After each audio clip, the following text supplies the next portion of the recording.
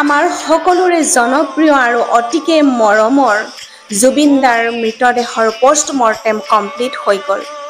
বৰ্তমান আজিৰ ৰাতিটোৰ ভিতৰতে আহি পাব তেওঁ ছিংগাপুৰৰ পৰা নতুন দিল্লী বিমানবন্দৰলৈ আৰু অহা কাইলৈ ৰাতিপুৱা 6 বজাৰ পৰা 7 বজালৈকে গুৱাহাটী বিমানবন্দৰলৈ আহি পাব বিশেষ বিমানেৰে। তাৰে পাছতে জুবিনদাক নিজৰ কাহিলীপাৰাত থকা ঘৰলৈ তেখেতক লৈ যোৱা হ'ব আৰু তাত নিজৰ ঘৰৰ পৰিয়ালৰ সকলোৱে তেওঁক শ্ৰদ্ধাঞ্জলি বা অন্তিমবাৰৰ বাবে তেওঁক শেষ দেখা কৰিব।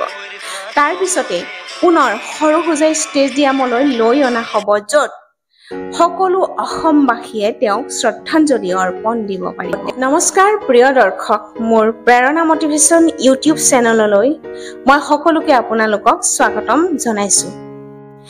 আজি আমি আলোচনা কৰিছোঁ যে অসমৰ এজন অতিকে জনপ্ৰিয় আৰু সকলোৰে বুকুৰ আমঠু জুবিন গাৰ্গৰ শেষ যাত্ৰাৰ বিষয়ে, য'ৰ পৰা তেওঁ গৈছিল, কিন্তু সেই ঠাইৰ পৰা তেওঁৰ অচেতন দেহাৰে তেওঁ শেষবাৰৰ কাৰণে উভতি আহিল।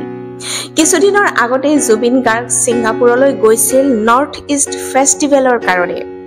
অনুষ্ঠানৰ লগতে তেওঁৰ কিছুমান ব্যক্তিগত কাৰ্যসূচীও আছিল।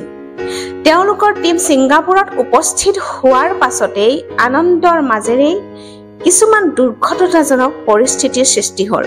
তেখেতৰ পত্নীয়ে কোৱা মতে যে তাত সাঁতুৰিছিল আৰু সাঁতোৰাৰ পিছতে তেওঁ অৱচেতন হৈ পৰিছিল আৰু পত্নী গৰিমা গাৰ্গে কোৱাৰ মতে তেওঁৰ সেই পূৰ্বৰ দৰেই চিজাৰ এটেক হৈছিল আৰু ইয়াৰ মাজতে জুবিন গাৰ্গে জীৱন হেৰুৱালে।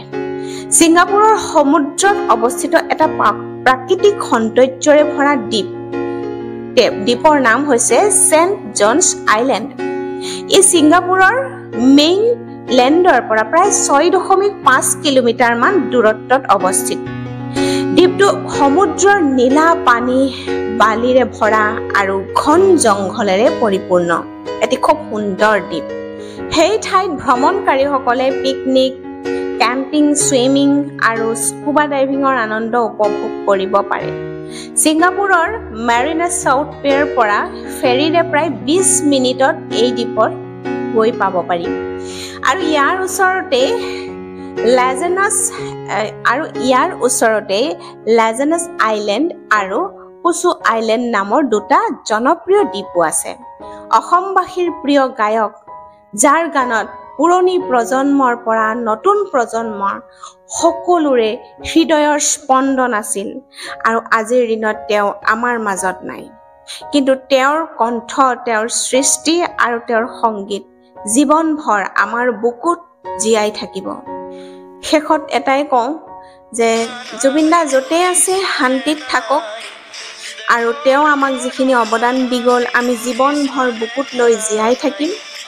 ভিডিঅ'টো আজি ইমানতে মই সামৰণি মাৰিছোঁ আৰু সকলোৱে যেন তেওঁৰ আত্মাৰ শান্তিৰ কাৰণে প্ৰাৰ্থনা কৰে আৰু কমেণ্টত যেন তেওঁৰ আত্মাৰ সদ্গতিৰ বাবে ওম শান্তি আপোনালোকে লিখে আৰু মোৰ ভিডিঅ'টো লাইক, শ্বেয়াৰ আৰু এটা ছাবস্ক্ৰাইব কৰি দিবলৈ নাপাহৰিব। ধন্যবাদ।